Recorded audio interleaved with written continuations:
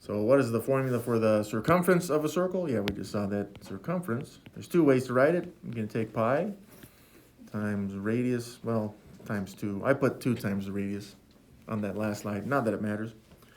Or you could write the circumference equals the diameter times pi. Or pi times the diameter. That's just the commutative property multiplication, no worries. Well, then what is the formula for the area of a circle? The area of a circle is pi times the radius times the radius, right? And I'm going to keep it like this, radius times radius. It's because we haven't really gone over our exponents unit. So what if you were only given the circumference? Could you find the radius or diameter? Hopefully. So yeah, I guess we'll do it right here. Let's go ahead and manipulate that formula. Let's say if we're given the radius on this, right? Pi times, I'll make it times 2 times the radius. Right here. Well, if I wanted to solve for the radius, if I was given the circumference, then I would manipulate this equation with principles of equality by dividing both sides by pi times 2. And why would we do that? It makes these phantom ones right here, because when you multiply by 1, that's the identity property.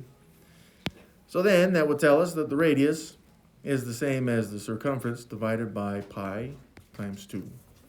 And again, that would be if we were given the circumference. But what about the area? I know it didn't ask for area, but we're going to look at it anyways. The area is pi times radius times radius. Okay.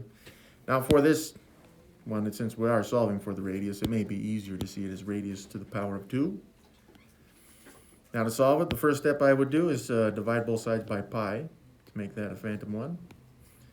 And then we run into this action right here. We've got radius to the power of 2, which equals the area divided by pi. And I don't think we've really learned how to get rid of powers of 2 like that, but it's very easy. You just use the square root on this. Now, notice I just squared the whole left side of that equation. That's the principle of equality. If you square root one side, you got to square root the entire other side. And that would get rid of that exponent for us, which means that if you wanted to solve for the radius, you would take the square root of the area divided by pi. Boom. Now, again, you can use these formulas directly, but I don't think we're going to do that in the problems if we see this stuff. In any case, the circumference of the center of a circle, the center circle of a soccer field, is 31.416 yards. I don't know if that's actually true or not, but we'll say that it is. What is the radius of the circle? All right, well, what's the equation? Again, we're looking for the radius. So if I went back just to the original, because they tell us the area of that, it's a circumference rather. Circumference of that center circle, right, that'd be pi times 2 times the radius. So that would be our formula. Let's just replace the radius with the value that was given at 31.416 yards. 31, oh, that was the circumference, dang it. Let me replace the right one. The circumference is 31.416 right here. Okay, right? What's given? Is there a circumference? So what are we going to do? Yep, to solve for r here, principles of equality. Since it's all multiplication, I want to make the pi and the 2 phantom ones. So I'd say, divide by pi. But I can simultaneously divide by 2 at the same time. So those become phantom ones, and then I'm just left with the radius. So in my calculator, since I have it written as a fraction type division, I'm going to use the fraction button, the N over D button. So I got 31.416 all over pi, and I'm using the pi button. Now if you use 3.14, you should be okay, but your answer will be a little bit off from what I get most of the time.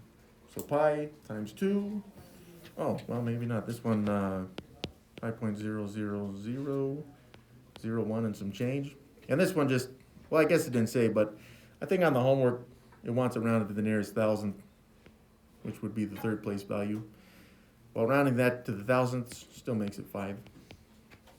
But be careful. I mean, the answer really is not just 5 if you're doing this by hand. You'd have to label it yours. Boom. Found the radius. Hopefully you see just from this example, and there will be other examples like this, but we're just solving an equation. Really, we're evaluating an equation and then solving for the unknown. Sometimes it's the radius, sometimes it's the circumference. We'll see.